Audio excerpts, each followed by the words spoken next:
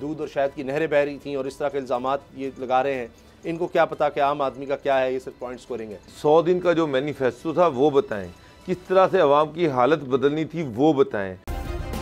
Subscribe करें और bell दबाएं ताकि कोई खबर रह न जाए।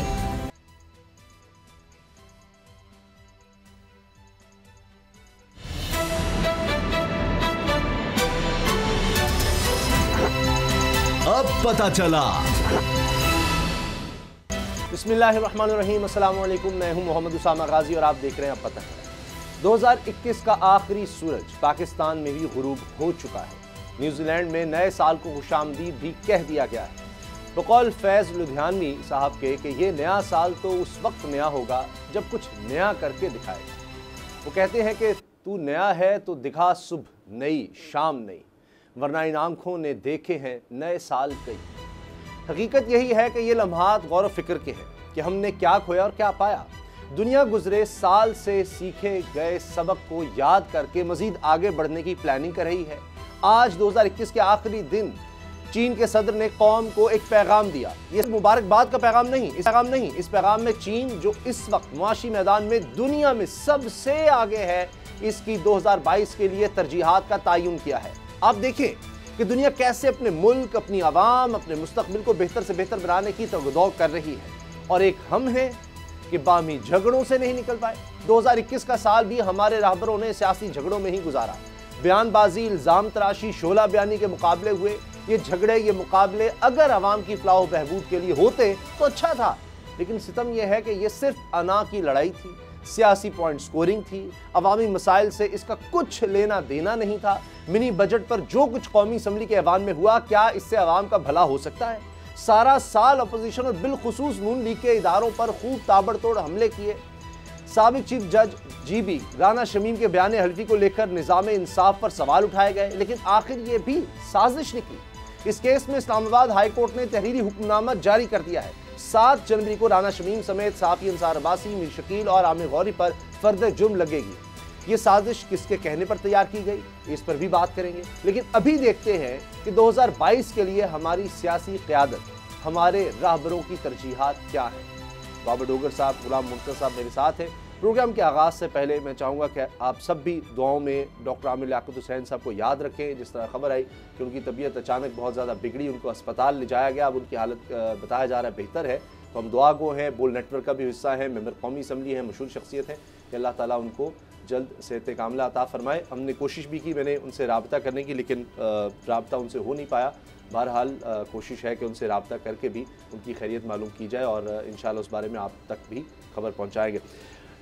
बाबर साहब, जिस तरह 2021 की बात की है, उसको देखते हुए ही हम कह सकते हैं 2022 में क्या होगा, लेकिन मजबूरी तौर पर 2021 के बारे में आप क्या कहेंगे? जिन कौमों का हम कहते हैं, जिक्र करते हैं, वहाँ कोई ना कोई विजन होता है। इंसान भी जो आगे बढ़ता है वो सोचता है कि अच्छा मैंने आज के दिन क्या करना है, कब से कम मैंने साल क्या करना है, अपनी ज़िंदगी में करना है। कौम भी ऐसी बनेगी। हमारी कोई डायरेक्शन नज़र नहीं आ रही, सिवाय इसके कि इस हुकूमत को गिराने में निकल गया अपोजिशन का साल और हुकूमत का अपने आप को बचाने में निकल गया। मजबूरी तौर पर तो यही नज़र आता है। और इसी दौरान में पाकिस्तान में रिकॉर्ड महंगाई हो गई इस साल में। उसामा साहब, पाकिस्तानियों के लिए, पाकिस्तान के एक आदमी के लिए 2021 का साल सिर्फ मायूसियों का साल था, नाउमीदी का साल था। यहाँ पर जो तवक्कुआत थी गवर्नमेंट से, गवर्नमेंट उन तवक्कुआत पे पूरा उतरने में मुकम्मल तौर पर नाकाम रही। अपोजिशन से जो तवक्कुआत थी, अपोजिशन भी उन तवक्कुआत पे पूरा उतरने में मुकम्मल तौर पर नाकाम रही। अपोजिशन किसी एक प्लेटफॉर्म पर इकट्ठी नहीं हो सकी।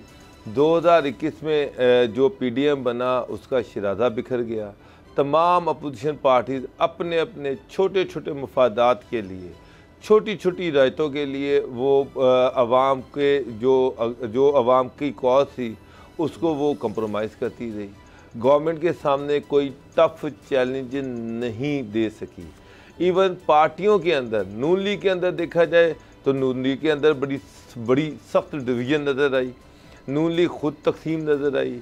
गवर्नमेंट की अपोजिशन करनी है या नहीं करनी, इस पर नून लीग तकसीम नज़र आई। जो थी जमीयत उलमा इस्लाम, आप देखें उसका भी अपना शराजा बिखरता नज़र आया। दो कि वो आखिर में बल्दियाती इलेक्शन में उनको KPK में कामयाबियाँ मिली, लेकिन ऐसा कोई टफ अपोजिशन कोई अपोजिशन पार्टी साबित नहीं हो सकी। जहाँ तक गवर्नमेंट की बात है, गवर्नमेंट जी समस्या बिल्कुल अवाम जो अवामी तौक़ात के बिल्कुल उलट गई। कार्टल्स की गवर्नमेंट थी, कार्टल्स को फ़ायदे मिले, बड़े बड़े इंडस्ट्रियल यूनिट्स जिनके थे उन्होंने अरबों रुपए सब्सिडी से कमाए, उनको अरबों रुपए की रायतें मिली। बड़े बड़े जो थे कारोबारी लोग थे वो सारे प्राइम मिनिस्टर के इर्द गिर्द घेरा डाल के रहे। टैक्सेस में इजाफा हुआ, पेट्रोल की कीमतों में इजाफा हुआ, गैस में इजाफा हुआ, महंगाई में इजाफा हुआ। तो खत्म हो रही है सर, आम आदमी को कोई रिलीफ नहीं मिला। हाँ, आम आदमी को जो मिला वो था लंगर खाने, वो लंगर खानों में आए, खाना खाएं और चले जाएं। इसके अलावा गवर्नमेंट की कोई प्लानिंग, कोई विजन, कोई पॉलिसी जो थी वो सामने नहीं आई। तो एक आम आदमी के लिए ये जो सिस्टम था 2021 में, मैं ये कहूँगा कि इस सिस्टम से उसका इत्बार उठ गया। जिस मकसद के लिए वो अपनी गवर्नमेंट को लाता है, जिस मकसद के लिए वो वोट डालता है, वो मकसद जो है वो पूरा नहीं हो सका। गवर्नमेंट उसकी तौक़ात पे पूरा नहीं उतर सकी। काफ़ी हद तक बाबर साहब की बात दुरुस्त नजर आती है गुलाम साहब, क्योंकि मेरे पास पूरी फहरिस्त है 2021 के जो अहम इवेंट्स हुए हैं, क्योंकि इनको देखते हुए हम तो फैक्ट्स पर अगर बात करेंगे तो 2022 को भी ऐसे ही प्रिडिक्ट किया जा सकता है कि इस साल में ये चीज़ें हुई हैं, अगले साल ये होगा। खैबर पख्तूनख्वा के बल्दियाती इंतखाबात में अपसेट, ये एक बड़ी खबर रही। फजलुर रहमान साहब वहाँ पर आगे नजर आए। हाँ, ये ज़रूर एक मुझे पॉजिटिव नज़र आती है कि अफगानिस्तान पर OIC का इजलास, पाकिस्तान में 40-41 साल के बाद ऐसा इजलास होता है। अच्छा जी, गवादर के अवाम सड़कों पर निकल आए इस साल में। समंदर पार पाकिस्तानी को वोट का हक मिलना, फिर ये बात कि जी MQM दोबारा रिवाइव हो रही है, और डॉक्टर इन सारी चीज़ों का अवाम से क्या ताल्लुक है, एक आम आदमी से क्या ताल्लुक? मैं यही कह रहा हूँ। अब जाम कमाल साहब मुस्ताफ़ी हुए, उनको जाना पड़ा वज़ीर आला बलूचिस्तान को। पाकिस्तानी तालिबान से मुज़ाकरात की खबरें ज़ेर गर्दिश रही। चेयरमैन नैब के हवाले से कि जी नए कौन आएंगे, ये बात हुई। कंटोनमेंट बोर्ड इलेक्शन हुए, वहाँ पर भी हुकूमत को शिकस्त नजर आई। जहांगीर तरीन हम ख्याल ग्रुप बड़ा हमें मजबूत होता नजर आया। काजी फाइसा साहब के हवाले से फैसला आया नजर सानी दरखास्त का। फिर PDM की सियासत और पीपल्स पार्टी का अलग होना, सेनेट के इलेक्शन हमें नज़र आते हैं। ये सब अहम इवेंट है। गुलाम रज़ा साहब, डस्का के इलेक्शन है, मगर TLP जिस तरह सड़कों पर रही, जो कुछ वो हुआ वो भी बड़ा इस कौम ने देखा सारा कुछ। लेकिन कोई अगर हम देखें, कोई डैम बन गया हो, कोई बहुत बड़ा प्रोजेक्ट लग गया हो, हमने इंडस्ट्रियलाइजेशन में कोई बड़ा कदम, कोई एजुकेशन में कोई बड़ा काम कर दिया हो, कोई इस तरह का काम जो हमारे फ्यूचर के लिए, इस पूरे साल में ये तमाम मेरे पास पूरी तफसील है, अगर वरना पूरा प्रोग्राम गुजर जाएगा, उसमें मुझे कुछ ऐसा नजर नहीं आ रहा। जी बिल्कुल उसामा गाजी साहब, आपकी बात बिल्कुल दुरुस्त है। अगर हम इस साल को देखें, सिर्फ पॉलिटिक्स ही इस साल का हिस्सा नहीं है। अगर हम तमाम शोबा ज़िंदगी जो है उनको हम देखें, अपनी सुबह को देखें, अपनी शाम को देखें, इस दरमियान में होने वाले जो भी मामलात हैं, उन तमाम मामलात को देखें तो सिवाय मायूसी, सिवाय नाकामी और सुस्ती, और उसके साथ साथ सरफ़े नज़र और अदम इस्तेहकाम का शिकार हम रहे हैं पूरा साल। बड़ी अफसोस की बात है कि एक साल का अगर आज हम मुहासबा कर रहे हैं पूरे 2021 का, तो हमें कोई एक ऐसा पॉजिटिव जेस्चर, किसी जगह पे कोई चीज़ ऐसी नज़र नहीं आ रही है जिसको हम ये कह सकें कि ये काबिल ज़िक्र है। मसलन आप हेल्थ को देख लें, एजुकेशन को देख लें, तनाज़ुली का शिकार रहे दोनों शोबे। और कोई भी मुस्तकबिल के जो कौमें अपने मेमारों को जो जिस तरह से तैयार करती हैं, हम बल्कि इस मामले में इस 2 सालों में तो हम बिल्कुल अपने जो बच्चे हैं उनको बहुत ही हमने बुरे हालात में उनको एजुकेशन तो कंटिन्यू किया उसका, लेकिन वो अपनी तमाम की तमाम चीज़ें भूल गए। दुनिया से तो कनेक्ट हो गए, लेकिन उसके साथ साथ वो तमाम जो दीगर होती हैं स्टडी के हवाले से चीज़, वो उस मुताला में उस जगह पे नहीं पहुंच सके। डिग्रियां किस तरह की हो गई।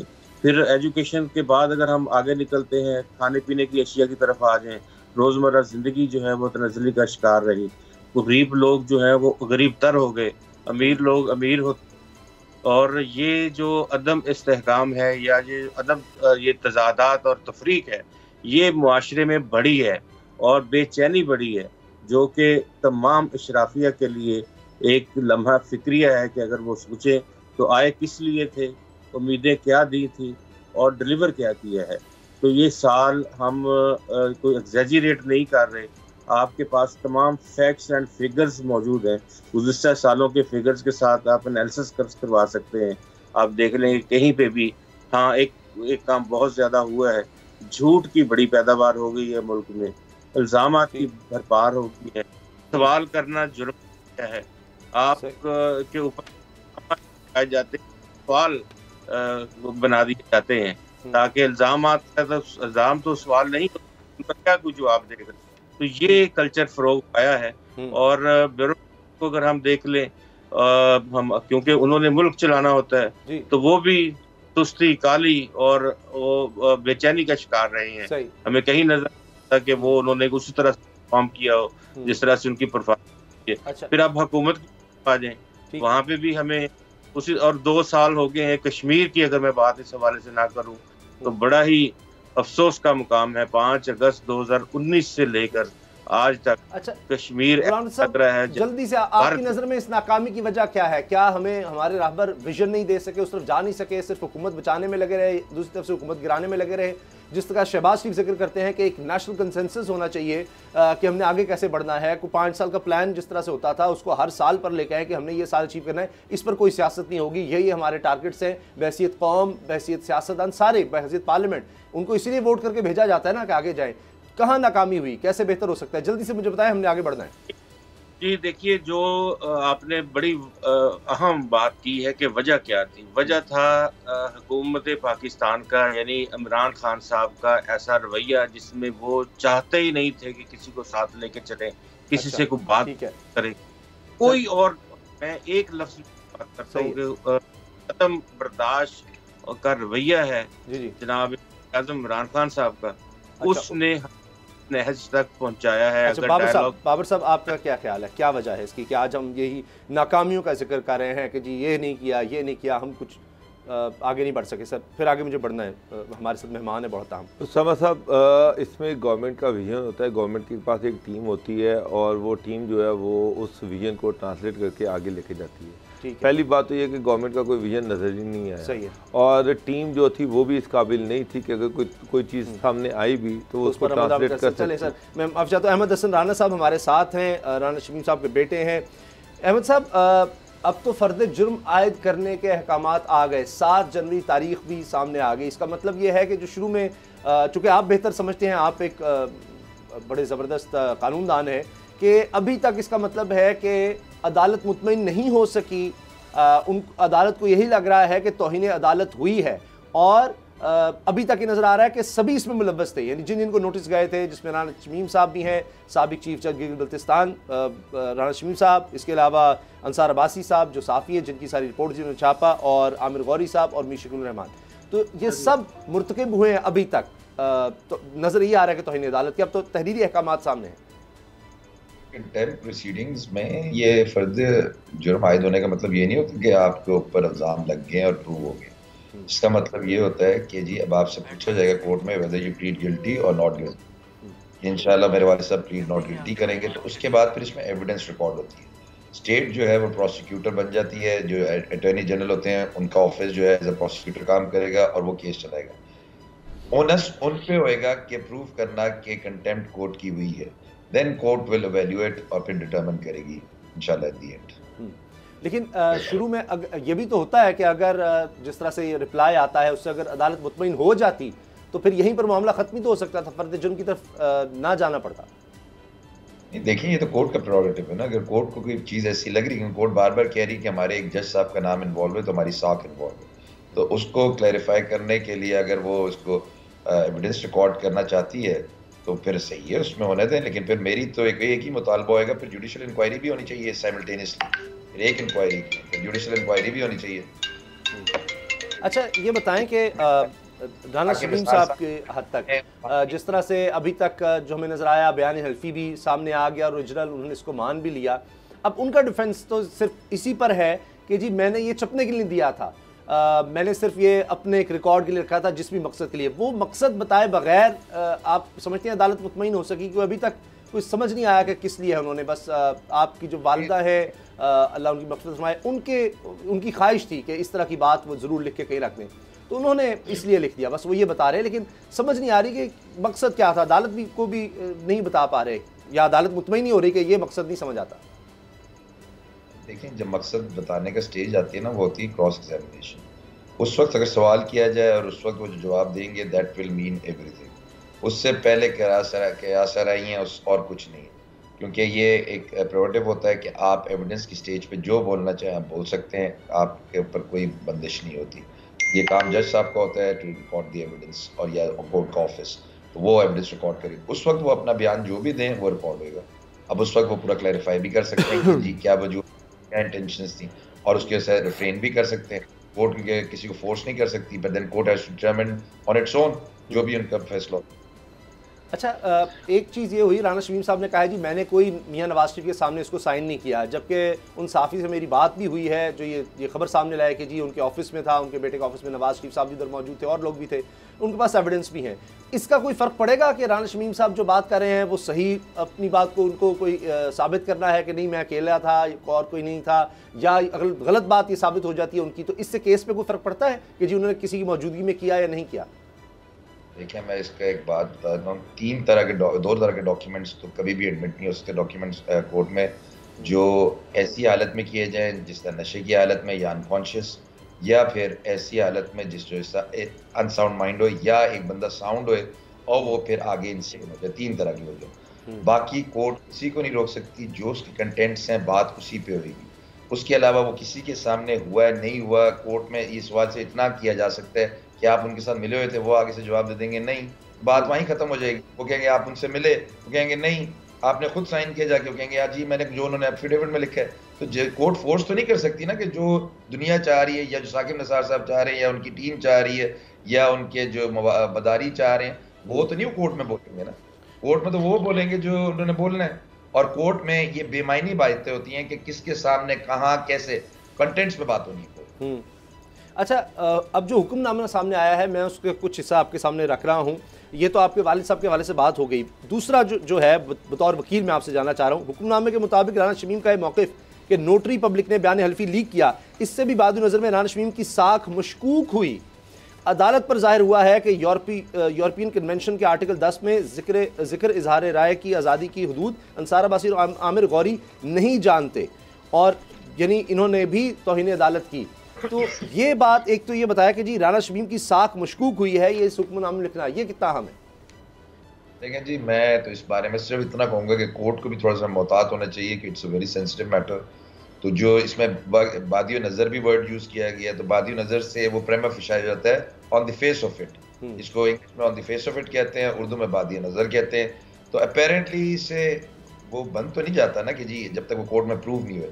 ये तो एक कोर्ट की ऑब्जर्वेशन है, इसको आप एक हतमी फैसला ना समझे। विद ऑल ड्यू रिस्पेक्ट, इसलिए मेरी एक रिक्वेस्ट है, बाकी ऑनरेबल कोर्ट का प्रेरोगेटिव है कि जी थोड़ा सा अल्फाजों में ख्याल करें, क्योंकि उससे मिसकंसेप्शन क्लियर होता है इन द जनरल पब्लिक साहब। अच्छा राणा साहब, जी आपसे जिस तरह से अभी आपने फरमाया कि बादी नज़र में अच्छा, राणा साहब ने तो अपना इजहार किया, अपने जो अंदर की ज़मीर की आवाज़ थी उसको उन्होंने बाहर निकाल दिया, उसके दस्तावेज़ात बना दिए। बात ये है कि तो it's very much personal matter के एक शख्स के साथ को वाक़या हुआ और उसने उसको तहरीर में ला दी है। इसमें कहाँ पे कोई ऐसा जुर्म जो है वो बन जाता है? मेरे ख्याल में जो सेकंड पार्ट है उसका प्रिंट होना, उसकी तरफ ज़्यादा तवज्जो होनी चाहिए कोर्ट की और उन तरफ जिन्होंने तो इस तरह से उचाला। कोर्ट की ज़्यादा नज़र सेकंड पार्ट पे, या अपनी अच्छी ऑब्जर्वेशन। अच्छा, तो ये है कि उनकी सवाल की जानिब नहीं, कोर्ट हेयरिंग मैंने अटेंड की है और आपके कोर्ट रिपोर्टर्स ने की होगी, तो जो सेकंड पार्ट बोला है उस पर ज़्यादा उनका फोकस है। बिल्कुल सही कह रहे हैं आप। आपकी नज़र में बतौर वकील आप क्या समझते हैं, आपका ओपिनियन क्या है कि क्या ये तौहीन अदालत है छापना इस ऐसी खबर को, या क्योंकि राना शमीम साहब कह रहे हैं उनसे नहीं इजाज़त ली गई, उन्होंने ना छापने के लिए दी, तो क्या आपकी नज़र में ये तौहीन अदालत बनती है कि एक जज का जहाँ नाम हो और एक शख्स ने चले जिस मकसद भी लिखा उनको छोड़ देते हैं, किसी अखबार का इसको छापना और उस शख्स की इजाज़त के बगैर छापना उसकी एक पर्सनल चीज़ थी, तो उन्होंने तौहीन अदालत की आपकी नज़र में अखबार की तरफ से हुई है? देखिए असामा, सबसे बड़ा पाकिस्तान का मसला यही है, इसमें तो फिर आप भी थोड़े से मेरे रडार में आएंगे। ख़ास तौर पे तो काशिफ अब्बासी साहब हैं, वसीम बदामी साहब हैं, उनके शो पे तो अनवर मंसूर खान और एतजाज़ अहसन ने शायद आपके शो पे भी मेरे वाले साहब के बारे में तो ऑल फॉल बातें की हैं जो फैक्चुअली इनकरेक्ट है। वो तो 3IJKL PEMRA code of conduct के अगेंस्ट हैं और section article 21, 22 of the PEMRA code of conduct कि आप एयर कोई चीज़ ऐसी नहीं कर सकते जब तक आपके पास प्रूव ना हो। तो हमारे पाकिस्तान में तो मसला यही है ना कि जी मीडिया पे आके मीडिया ट्रायल शुरू हो जाती है। आप लोगों ने किसी ने तहकीक की कि जी किसी मीडिया वाले ने कि जो बोला गया ये नवाज शरीफ साहब के पैसों पे गए थे राना मोहम्मद शीम साहब, कोई तहकीक नहीं की, वो अपने यूनिवर्सिटी से गए। मैं बोलता रहा हूँ जाके वहाँ चेक कर लें, लेकिन सुना कल फिर एक चैनल ने ये बात उठाई है। फिर मैं लीगल एक्शन मेरे वाले साहब ने रोका, वो कह रहे नहीं हमने जी we just want to finish this off, अब उसके बाद देखेंगे हम जो करेंगे। वरना तो ये आर्टिकल्स आप पे लगते हैं। आप लोगों को भी ख्याल करना चाहिए क्योंकि ये आपकी एक पर्सनल ड्यूटी है कि पहले फैक्ट्स चेक करें कि जी वो कॉलेज अटेंड करते थे कि नहीं करते थे, जूम मीटिंग्स करते थे कि नहीं करते थे, कोविड में क्या रिस्ट्रिक्शंस थी, whether he was asked to come to the office or whether he was refrained from coming office। लोगों ने तो ऐसे मुंह खोल के बातें की हैं। और इवन अनवर मंसूर खान साहब ने तो ये भी कह दिया है कि जो राना शरीफ साहब थे वो एक मेरली चीफ जज थे, वो कॉन्स्टिट्यूशनल कोर्ट नहीं है। तो वो 99 SCMR पढ़ ले जाके, जिसमें पाकिस्तान की सुप्रीम कोर्ट ने कहा है कि ये एक कोर्ट इसको हमने बना दिया है, इधर प्रॉपर सुप्रीम अपीलेट कोर्ट होनी चाहिए जो गिलगित बल्तिस्तान के फंडामेंटल राइट्स को टैकल करे। फंडामेंटल राइट्स तो वही होते हैं जो कॉन्स्टिट्यूशनल कोर्ट टैकल करती है।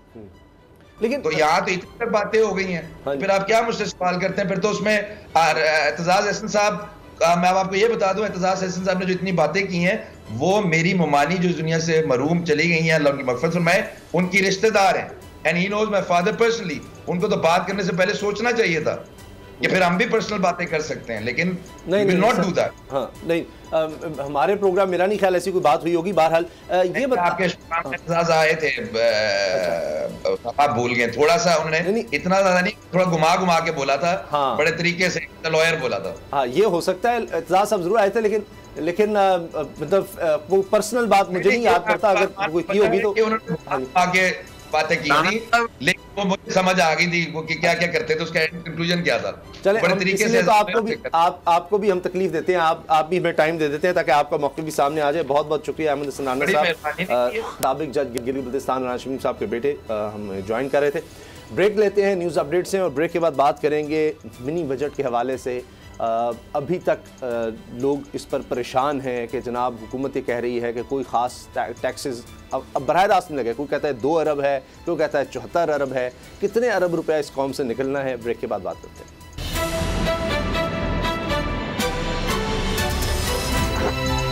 अब पता चला मिनी बजट की तफसीलात सामने आती चली जा रही हैं कि क्या कुछ महंगा हुआ। ये डिबेट जारी रहेगी क्योंकि एक तरफ हुकूमत ये कहती है कि आम आदमी पर सिर्फ 2 अरब रुपए का बोझ पड़ेगा। कहीं कहा जाता है नहीं जी ये कोई 74 अरब रुपए का है जो हम वैसे टैक्स अब ले रहे हैं, बाकी तो टैक्स खत्म की जा रही है। बाकी जो टैक्स लिया जाएगा वो वापस कर दिया जाएगा। वो जो सेल्स टैक्स लिया जाएगा वो इस तरह से कि जी फवाद चौधरी साहब भी ये बता रहे हैं, समझा रहे हैं पूरी कौम को कि समझने की कोशिश करें ताकि एक टैक्स नेट में लोग आ जाएँ, टैक्स दिया जाएगा तो फिर उनको वापस कर दिया जाएगा रिबेट में। जिस तरह एक्सपोर्टर्स के लिए ये होता है कि आप यहाँ पर दे दें, जब आप एक्सपोर्ट कर देंगे तो उसके बाद फिर आपको हम बाद में वापस करेंगे। तो ये बहुत जो बड़े बड़े एक्सपोर्टर्स हैं ये उनके लिए सहूलत होती है, ये आम आदमी के लिए नहीं है।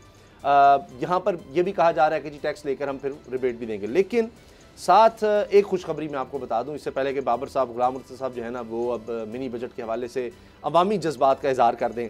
सर बाबर साहब, नेपरा ने बिजली सस्ती करने की मंजूरी दे दी है, 22 अरब रुपए का रिलीफ आवाम को इससे मिल सकेगा। और अब फैसला जो है हुकूमत ने इसका करना है तो 99 पैसे फ़ी यूनिट कमी की गई है जो अप्रैल से जून 2021 की समाही में एडजस्टमेंट की मद में है। तो अच्छी खबरें भी डिस्कस करनी चाहिए सर। देखिए अप्रैल से जून में जो एडजस्टमेंट है, फ्यूल एडजस्टमेंट है, उस वाले से ये बिजली जो है इसकी कीमत को सस्ता किया जा रहा है। अप्रैल मई जून 3 महीने का रिलीफ है जो मिलेगा। उसके बाद आगे क्या होता है कोई पता नहीं। और 99 पैसे फ़ी यूनिट, 99 पैसे फ़ी यूनिट। अच्छा उसामा साहब, वैसे ही सर्दियाँ, सर्दियों में बिजली तो वैसे ही नहीं इस्तेमाल होती, तो अब जो चौका बिजली वैसे ही बड़ी कम इस्तेमाल हो रही, तो उसका रिलीफ तो तब बनता कि गर्मियों में जब पंखे चलने थे उस वक्त आवाम को वो रिलीफ दें, तो फिर तो उसका कोई फ़ायदा भी हो। सर्दियों में तो उसे बल्ब ही चलना है। खैर, लेकिन उसामा साहब ये जो बात की जा रही है कि जिससे 2 अरब रुपए का इजाफी बजट आम आदमी पे पड़ेगा, पहले तो मुझे आम आदमी की डेफिनेशन दे दें। सर मैं बता पेट्रोल की कीमत बढ़ेगी, कपड़े 17% सेल टैक्स बढ़ेगा सर। एक गरीब आदमी, हाँ, वो लंडे के कपड़े पहनता है, लंडे के कपड़े पे इन्होंने कोई टैक्स नहीं लगाया, बड़ी मेहरबानी की है। वो वहाँ पर कल आता रहा कि जनाब सेकंड हैंड जो कपड़े हैं उन पे कोई टैक्स नहीं लगा, यानी कि सारी कौम को सेकंड हैंड कपड़ों पे जो बाहर से आते हैं और लंडे बाजारों में बिकते हैं उस पे लगा दिया गया है। वहाँ जाए वहाँ पर सस्ते मिल जाएंगे। लेकिन डॉलर की कीमत बढ़ गई है, लंडा भी महंगा हो गया। जब लंडा महंगा हो गया तो अब ये बड़ी मेहरबानी की कि उस पर मज़ीद टैक्स नहीं लगाया ताकि ये ना हो गया आवाम सर्दी में नंगे फिरते रहें। तो समा साहब ये बड़ी मेहरबानी है गवर्नमेंट की। बाकी तो हर चीज़ पे जिस पे GST जो है 7% से 17% तक लेके गए हैं, उससे इम्पोर्टेड दूध, हर वो चीज़ जो बाहर से आ रही है वो सारी महंगी हो गई। सर ज़ाहिर है अल्टीमेटली फिर ये कहा जाएगा कि आम आदमी कौन है? मैं उसकी डेफिनेशन गवर्नमेंट की जो डेफिनेशन करता है, जो सुबह उठता है जाके लंगर खाने से अपने बीवी बच्चों के साथ जाता है, नाश्ता करता है, दोपहर को लंगर खाने में जाके खाना खाता है, रात को जाके वहाँ से खाना खा के सो जाता है अल्लाह का शुक्र अदा करके। उसने ना कपड़े खरीदने हैं, ना उसने बच्चों को स्कूल भेजना है, ना उसने बिजली का बिल देना है, ना उसने मोटरसाइकिल चलानी है, ना उसने घर का किराया देना है, ना उसने कोई आटा खरीदना है, ना उसने चीनी खरीदनी है, ना उसने सब्जी खरीदनी है, ना उसने फल खरीदना है, ना उसने डॉक्टर के पास जाना है। ये आम आदमी है समा साहब। अच्छा, अब ये आदमी आप मुझे ढूंढ दें कि कहाँ पे रहता है, मुझे तो कहीं नहीं मिला। अच्छा देखें, अब एक तरफ ये है कि जी हुकूमत ये कह रही है कि जी हमने ये किया है कि ताज़ा दूध, गंदम और दालों पर सेल्स टैक्स नहीं लगेगा, मुर्गी, गोश्त, गन्ना और चीनी का खाम माल भी मुस्तस्ना हो गया, इन पर भी टैक्स नहीं है। अद्वियात महंगी हो जाएंगी, खाम अद्वियात पे टैक्स लग गया तो आम आदमी तो दवाई खरीदता ही नहीं, वो बीमारी नहीं होता, वो जो इम्पोर्ट। बिल्कुल ये बात आपकी दुरुस्त है। अच्छा, दरसी कुतुब स्टेशनरी पर भी छूट है, खुसूसी इक़्तिसादी जोन्स के प्लांट मशीनरी पर भी टैक्स नहीं लगेगा। ये एक तरफ ये है। दूसरी तरफ साइकिल पर भी टैक्स लगा दिया गया है, जो पहले जिस पर टैक्स नहीं था। अब मेरा ख्याल है कि शायद हुकूमत का ख्याल है कि ये सिर्फ अब साइकिल अमीर आदमी लेता है, इसलिए कि आम आदमी तो साइकिल भी नहीं चलाता। नहीं, अब मुझे नहीं समझ आई। सही बात आप कर रहे हैं, मोटरसाइकिल भी नहीं चलाता है, पेट्रोल महंगा है, और साइकिल भी नहीं चलाता, वो बेचारा पैदल ही चलता है। समझा आम आदमी की डेफिनेशन ये साइकिल पता नहीं एक्सरसाइज के लिए अमीर आदमी खरीदता है। अच्छा, एक जो क्रिटिसाइज बड़ा हो रहा है गुलाम साहब, वो ये कि बच्चों का दूध, अब जाहिर है कि जो इम्पोर्टेड दूध है शायद उसकी बात की जा रही है। आम आदमी के बच्चे तो इम्पोर्टेड दूध पीते ही नहीं है, वो बेचारा तो ये मिलावट वाला जो बाजार से मिलता है, जिसका कोई स्टैंडर्ड ही नहीं है, वो मेरे से वही दूध पीता है। और खाम जो उसमें चीज़ें इस्तेमाल होती हैं, यहाँ दूध बनाने के बच्चों का दूध जो आमतौर पर दिया जाता है, उस पर भी टैक्स लग गया है। और जिस तरह आपने अद्वियात का कहा, उसका टैक्स, मुझे इसकी भी समझ नहीं आया गुलाम साहब के सोलर पैनल पर टैक्स। इस पर बहुत ज़्यादा क्रिटिसिज्म हो रहा है कि एक तरफ बिजली का बहरान, हुकूमत खुद चाहती है कि फैसिलिटेट किया जाए, हमारे ट्रांसमिशन का मसला, ये सब, और फिर सर्कुलर डेट। तो आप जब इस तरह लोग ऑल्टरनेटिव जा रहे थे, देहात में लोग लगा रहे थे, ट्यूबवेल इस तरह लगा रहे थे, यानी इससे बिजली की चोरी भी आपकी बच जाती है, आपकी खपत बेहतर होती है, ट्रांसमिशन का मसला ही आपका खत्म हो गया, वहीं पर बननी है, ज़ाया नहीं होनी, वहीं पर इस्तेमाल हो जानी है। तो अब बहुत से लोग इस तरफ जा रहे थे, तो ये उनको डिस्करेज किया गया है, क्या है? सबसे पहले तो ये है कि ये मिनी बजट के जितने भी टैक्सेस हैं ये हर शख्स के ऊपर लगने हैं, और इसका असर मुआशरे के तमाम तबकात पर होगा। उसमें गुरबा पे क्योंकि ज़्यादा इसलिए होता है कि उनका जो इनकम है वो कम होती है, इनकम कम होने की वजह से उनको इसके असरात ज़्यादा नज़र आते हैं। जो अभी बात कर रहे थे बाबर डोगर साहब के लंडे की बात कर रहे थे, मैं आपको ये बता दूं, FBR की वेबसाइट पे जाके चेक कर ले, 40 रुपये फी केजी लंडे के ऊपर टैक्स है, 40 रुपये फी केजी, इसको चेक कर लिया जाए जी। और इसके बाद अगर हम आगे बढ़ते हैं, बच्चे के दूध की जब आप बात करते हैं, बच्चा देखिए अमीर का हो या गरीब का हो, दूध जितना सस्ता होगा उतना ही लोगों को एक्सेस होगा उस तक, और लोग बच्चों को न्यूट्रिशन के हवाले से अपने लिए, बच्चों के लिए बंदोबस्त कर और सकेंगे। ये इमरान खान साहब खुद इस बारे में बात कर चुके, स्टंटेड ग्रोथ पाकिस्तान में बहुत ज्यादा है, नहीं बच्चों में ग़िज़ाइयत की कमी है, सही तरह से उनकी नशोमानी हो रही। लेकिन हुकूमत ये कहती है कि जी ये खुले दूध की बात नहीं हो रही, गरीब आदमी कौन सा जाकर ये जो पैकेट का दूध होता है या बच्चों के लिए जो दूध आम मार्केट में मिलता है, आप स्टोर से लेते हैं, फार्मेसी से लेते हैं, वो गरीब आदमी तो पहले ही नहीं अफोर्ड कर सकता। समझ साहब, गरीब आदमी जो है वो ओपन दूध भी अफोर्ड नहीं कर रहा, वो भी 130 रुपए किलो मिल रहा है। जो बंदा 400-500 रुपये रोज का कमा रहा है, मुझे बताएं वो घर का किराया दे, वो मैं तो देखा कि वो भी अफोर्ड नहीं कर सकता। उसके तो बस में ये नहीं है कि वो घर में सब्जी पका सके। तो मेरा ख्याल है कि इन्होंने यही सोचा हुआ कि आम आदमी तो वही है जो लंगर खाने से चाय भी पीता है, रोटी भी खाता है, घर वही आम आदमी है जिसको इसके दुनिया से वो उसके बाद गोशा नशीनी इख्तियार कर लेता है, जंगल में चला जाता है, वहाँ से फिर आता है, फिर आगे रोटी खा के जंगल में चला जाता है। ना जहाँ ना पर बिजली है, ना गैस है, ना पेट्रोल है, ना उसको कोई चीज़ खरीदनी पड़ती, ना वो दवाइयाँ खरीदता है, ना वो बीमार होता है, ना वो कपड़े पहनता है, वो आम आदमी है। क्या अब मुझे बता दें कि आप इस तरह के लोग देखते होंगे, मुझे तो नजर नहीं आते। आपकी बात काफी सही जी। गुलाम साहब जो बात की जा रही है, देखिए सोलर पैनल की आपने बात की थी, ये पॉलिसीज जो हैं जिस कहते हैं कि IMF जो है बजट देता है, IMF चीजें करता है। अगर बिजली की कीमतें रोज बरोज नहीं बढ़ेगी, फर्नेस ऑयल पे बिजली नहीं बनेगी, पेट्रोल जो है उसकी कीमत भी नहीं बढ़ेगी, टैक्सेशन इकट्ठा नहीं होगा, और दीगर जो मदाद हैं जैसे बराह रास्त टैक्सेशन है, दूध, चीनी, पत्ती, चाय, हर चीज़ के ऊपर जो साबुन, टूथपेस्ट, ब्रश, जो कुछ भी आप लेंगे उसके ऊपर टैक्स है। इवन कि मैं आपको बताऊं कि एक ब्रश जूते पॉलिश करने वाला, उसके ऊपर कोई 45-50 रुपए टैक्स था, 195 रुपए उसकी कीमत थी। तो ये इस तरह की भी सूरत हाल है। तो ये तमाम देखिए, आयोडीन मिलेट दरामदी नमक जो इंपोर्ट हो रहा है, आपको तो ज़ाहिर है डॉलर्स बचाने हैं, टैक्स भी आपने इकट्ठा करना है, टैक्स इकट्ठा होगा तो मुल्क चलेगा, गरीब को भी कुछ आप तभी दे सकेंगे, एहसास प्रोग्राम जो भी आपने करना है। अब उसमें आयोडीन मिला, दरामदी नमक, दरामदी मछली, चीनी, लाल मिर्च, इन पर GST आयद करना है। गाड़ियों की रजिस्ट्रेशन फीस पर एडवांस टैक्स में 100% इजाफा होगा, 1000 सीसी जायद गाड़ियों पर फेडरल एक्साइज ड्यूटी बढ़ेगी, गैर मुल्की TV ड्रामों पर भी टैक्स लगेगा। ये तो ठीक है, इसमें तो कोई इतराज़ नहीं होना चाहिए इस तरह की चीज़ों पर। देखिए, लग्जरी आइटम्स के ऊपर तो हम कहते हैं कि टैक्सेशन आप करें, जिसको अफोर्डेबल होगा वो कर लेगा, लेकिन जो की ज़रूरत ज़िंदगी है उनको तो इस तरह ना करें कि वो और से मजीद आगे वो गुर्बत की जानब और खुदकुशी की जानब चला जाए। ये सोचने की बात थी कि इसमें अगर सोलर पैनल आप उसकी ड्यूटी फ्री कर देते, उसको एक घर में कम से कम किसी को रिलीफ ही मिल जाता कि एक बैटरी, एक सोलर लगा के तो 2 कमरों की, 1 कमरे की बत्ती चला लेता कोई गरीब आदमी, तो उससे एटलीस्ट ये था कि बिजली के इनके बिलों। लेकिन वही बात है कि ये इन्होंने तो जो बिजली की कीमतें, बिजली के जरिए से टैक्सेशन इकट्ठा करना है ना, तो ये तो दुकानदार के बिजली वाले जो डिस्कोज हैं, कंपनियां हैं, वो टैक्स इकट्ठा करके देती है, सुई नादरन, सुई सदरन जो है टैक्स इकट्ठा करके देती है। इसी तरह से बाकी जो टैक्स इकट्ठे करने, टैक्स कलेक्शन वाले पॉइंट्स हैं, पेट्रोल पंपों वाले टैक्स कलेक्ट करके देते हैं। तो ये इस तरह कि इन्होंने ये इनके एजेंट्स हैं जो तमाम जो कलेक्शन सेंटर्स हैं जो आवाम की जेबों से पैसे इनको मुंतकिल करते हैं, तो ज़ाहिर है उनको फैसिलिटेट तो फिर करना पड़ता है, और ये पैसे हमने वापस भी करने हैं IMF के।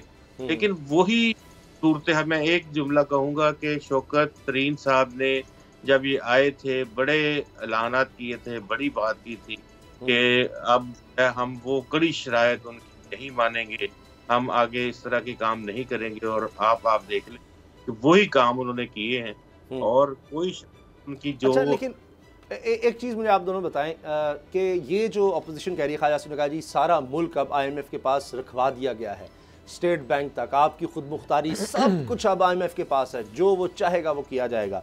असद उमर साहब ये कहते हैं, दूसरी तरफ उन्होंने बड़ी जज्बाती और बड़ी तनकीद की कि जी ये ऐसे कहते हैं कि पता नहीं क्या इनके दौर में दूध और शहद की नहरें बह रही थी, और इस तरह के इल्ज़ामात ये लगा रहे हैं, इनको क्या पता कि आम आदमी का क्या है, ये सिर्फ पॉइंट स्कोरिंग है।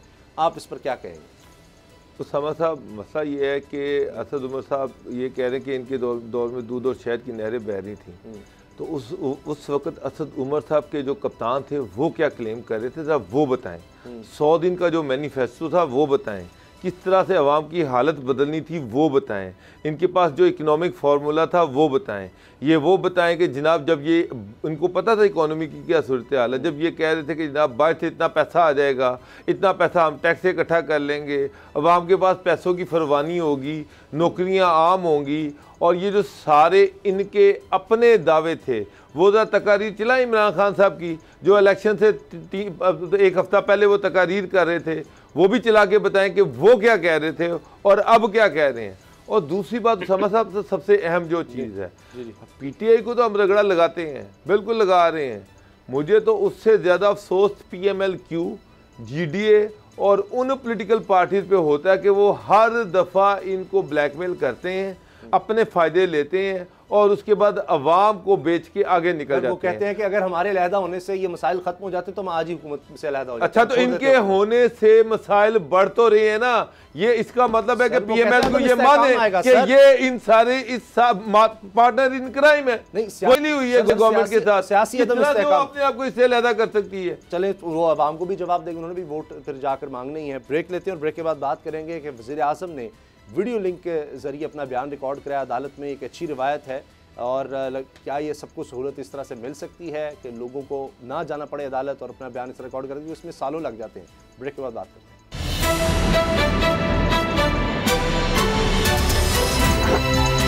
अब पता चला। गुज़श्ता दिनों वज़ीर आज़म इमरान खान साहब ने अदालत में बयान रिकॉर्ड करवाया और वीडियो लिंक के ज़रिए बयान रिकॉर्ड करवाया गया। अब अली ज़ैदी साहब ने इसकी वीडियो को शेयर किया है बाकायदा, किस तरह से इमरान खान साहब अपना बयान रिकॉर्ड करवा रहे हैं और जज साहब उनसे पूछ रहे हैं कि जी आपका बयान हल्फी है, साइन आपके हैं, वो सारा कुछ। अब केस ये है कि ख्वाजा आसिफ साहब ने इल्ज़ामात लगाए थे कि शौकत खानम ट्रस्ट हॉस्पिटल के जो पैसे हैं उसमें खुर्द-बुर्द की गई है, इमरान खान साहब ने उसमें पता नहीं कहीं पैसे इधर उधर लगा दिए, ये कर दिया वो कर दिया, इस तरह के इल्ज़ामात थे। तो इस पर इमरान खान साहब ने हर्जाने का दावा किया हुआ है ख्वाजा पर कि इससे उन्होंने नुकसान पहुँचाने की कोशिश की एक ऐसे इदारे को कि जो गरीबों को इलाज मुफ्त फराहम करता है, कैंसर हॉस्पिटल, और उसकी एक आलमी साख है, उसको नुकसान पहुँचाने की कोशिश की। अब ये केस है और इसमें वीडियो लिंक के ज़रिए इमरान खान साहब ने अपना बयान रिकॉर्ड करवाया। अब ये बड़ी अच्छी बात इसलिए है कि हमारे मुल्क में इंसाफ के हवाले से अगर बात करें, इंसाफ की फराहमी में बात करें, सबसे बड़ा मसला ये है कि एवरेज बाज़ जगहों पर ये कहा गया है, अगर केस देखे गए हैं कि 20 से 25 साल लगते हैं केस का फैसला होने में, 20 से 25 साल, यानी पहले आप लोअर कोर्ट में कहीं जाते हैं, फिर उसकी अपील आगे जाती है, फिर करते करते उसमें दरखास्तें होती हैं, फिर वो हाई कोर्ट में कितने सालों के बाद पहुंचेगी, फिर आगे सुप्रीम कोर्ट तक जाती है। तो इसी प्रोसेस में सारे मामले में 15 साल 20 साल ये मामूली बात है। गुलाम रज़ा साहब, ये वज़ीर आज़म की तरफ से ये चीज़ हुई है, इससे पहले हमने कुछ और केसेस में भी सुना है, जरदारी साहब ने भी दरखास्तें दी, इस तरह की और भी हुआ। क्या आप समझते हैं कि ये एक आगाज़ है और आम आदमी को के लिए भी ये चीज़ शुरू हो जाएगी, ताकि पता लगता है जी वो फलां बंदा बीमार है, जी वो मुल्क से बाहर है, जी वो कराची में है, वो जी कराची को ऐसा है तो जी वो लाहौर में है, वो किसी और शहर में है, इसी में वो फिर अगली तारीख आती है, आज ये मसला हो गया, इसमें सालों गुजर जाते हैं। जी बिल्कुल, आपकी बात दुरुस्त है। ये national judicial policy making committee होती है, NJPM, उसकी सिफारिशात थी, उनकी सिफारिशात के ऊपर अब आहिस्ता आहिस्ता अमल दरामद हो रहा है कि वकला जो है वो तारीख ना ले सकें बार बार, और अगर कोई प्रॉब्लम हो तो वो अपने वीडियो लिंक के ज़रिए से अपने भी क्लाइंट्स हों उनको वो पेश करवा दें जज साहबान के रूबरू, और आगे अदालत की कार्रवाई जो है वो चलती रहे। ज़ाहिर है टेक्नोलॉजी है, और सुप्रीम कोर्ट ऑफ पाकिस्तान में तो आप जानते हैं कि कराची से भी लॉयर्स अपीयर होते हैं, कराची रजिस्ट्री से, लाहौर रजिस्ट्री से, अगर वो ना आना चाहें रोज़ाना केसेस की बुनियाद पे तो वहाँ पे ये सहूलत पहले से मौजूद है। और ये लोअर कोर्ट्स में बड़ी खुशाइंद बात है कि अब हम उस तरफ जा रहे हैं, और आने वाले जो दिन हैं उनमें ज़्यादा से ज़्यादा टेक्नोलॉजी का इस्तेमाल इस हवाले से किया जा सकता है, और वकला भी अपने जो दलाइल हैं वो पेश कर सकते हैं। दूसरी बात आपने जो ये बात की है कि वो उन्होंने ये कहा, उन्होंने वो कहा, ये मैं आपको एक्चुअल सूरत हाल ये बता कि शौकत खानम के जो फंड ज़कात के और जो सदकात के जो खैरात के पैसे थे, उन पैसों को दुबई में एक कंपनी के अंदर इन्वेस्ट कर दिया गया था, जहाँ पे वो पैसे ज़ाया हो गए काफ़ी सारे, उसमें से नुकसान हुआ। तो ये ख्वाजा आसिफ थे। गुलाम साहब, अब इमरान खान साहब ने जिसमें कहा है और कसम खाकर कहा है, उनसे बाकायदा मैंने वीडियो देखी है कि जी मैं अल्लाह की कसम खाकर कहता हूँ कि मैं सच कह रहा हूँ, तो और बयान हल्फी के मुताबिक उनके वो ये कहते हैं कि जी वो सारी वापस हुई थी, इन्वेस्टमेंट की गई और वो एक बोर्ड है जिसमें इनका कोई लेना देना नहीं है, जो डिसाइड करता है कि ये रकम जो है किस तरह इन्वेस्ट की जाएगी, और उस पर यानी शायद कोई शर्त होती है कि ये डूबेगी नहीं, यानी इतनी रकम तो हमें कम से कम वापस ज़रूर मिलेगी। तो बाज़ाहिर ये लगता है कि उनका ये कहना है कि नहीं जी इस तरह का कुछ नहीं हुआ कि मैं उसमें इन्फ्लुएंस था, वो एक बिल्कुल शफाफ तरीकाकार है कि किस तरह से हम करते हैं, क्योंकि सेल्फ सस्टेन बकौल उनके बनाना होता है शौकत खान को, इतने अरबों रुपया सालाना उसका खर्चा है, तो ये नहीं हो सकता मुसलसल लोग देते रहे, तो मुख्तलिफ जगहों पर इन्वेस्ट करके कि उससे भी फिर कुछ आमदनी हो सके, शायद उनका ये कहना था। जी बात आप मुकम्मल करें। अजीब हो सकता है, या जाहिर है कि हमें तो इस तरह की हमें तो ये पता है मुकम्मल तौर पे कि दुबई की कंपनी थी जहाँ पे इसको किया गया था, और फिर उसमें ये पुरानी बात है, आज की नहीं है। हाँ जी, काफी साल पुरानी बात है। इस केस को कुछ साल हो गए अब तो। नहीं केस की बात नहीं, ये बात जो है ये एटलीस्ट 10-12 साल पुरानी है, ये नहीं है। उन्होंने तो बात की है, ज़ाहिर है सियासतदान एक दूसरे के ऊपर हदायत करते हैं। हम तो इस जुडिशल सिस्टम की बात कर रहे हैं कि इस जुडिशल सिस्टम में अगर ये चीज़ हो रही है शामिल, तो शायद बात है, लोगों की बड़ी प्रॉब्लम्स हैं। एक और इस तरह का काम कर लिया जाना चाहिए था अभी तक, कि जो भी ऑर्डर ऑफ द डे होता है, ऑर्डर की कॉपी होती है, वो टाइम लिमिट दे दी जाए लोअर कोर्ट्स में जजेस को, कि वो आधे घंटे में वेबसाइट के ऊपर चढ़ा दी जाए। अभी भी 500 रुपए से लेके 2000 रुपए तक कॉपी मिलती है अगर लोअर कोर्ट्स में किसी आप चले जाएं तो। और उसके बाद ख्वाजा है वो एक और चीज है, अगर आप का वकील चाहे कि वो बगैर देना चाहता है तो उसको एक हफ्ता है उस नकल को, बड़ा कुछ है वो, तो मतलब इसको तो गलत समझा ही नहीं जाता। सर मेरे पास लास्ट 30 सेकंड है बाबर साहब, ये वीडियो लिंक के जरिए पेश। उसामा साहब, आगे टेक्नोलॉजी का दौर है और मेरा ख्याल है कि ये एक अच्छा है कि बहुत सारे लोग जो हैं लोअर कोर्ट्स में जो पेश होते हैं, हाई कोर्ट में पेश होते हैं, सुप्रीम कोर्ट में पेश होते हैं, बहुत सारे लॉयर्स जो हैं उनको बड़ा सफ़र करना पड़ता है। आगे अगर इस टेक्नोलॉजी से फ़ायदा उठाता है तो लोगों का टाइम भी बचेगा, पैसे भी बचेंगे और उनकी फीसें भी बचेंगी। तो एक आपको टेक्नोलॉजी, आगे टेक्नोलॉजी का दौर, आपको टेक्नोलॉजी के साथ चलना चाहिए, आप उससे अलहदा होकर नहीं चल सकते। तो बिल्कुल ये एक अच्छी चीज़ है, इसको आगे मज़ीद प्रमोट होना चाहिए और ये फैसिलिटी आम आदमी को भी मिलनी चाहिए। एक शरारत भी आ गई कि फिर आप ईवीएम के आप दोनों खिलाफ बात करते हैं, वो भी टेक्नोलॉजी की बात है वैसे, उसमें आप दोनों का ओपिनियन में फ़र्क हो जाता है। अच्छा, इस पर फिर नेक्स्ट वीक जब डिबेट होगी ज़रूर इस बात पर मज़ीद डिस्कस करेंगे। प्रोग्राम देखने बहुत शुक्रिया, इजाज़त दीजिए, अल्लाह हाफ़िज़।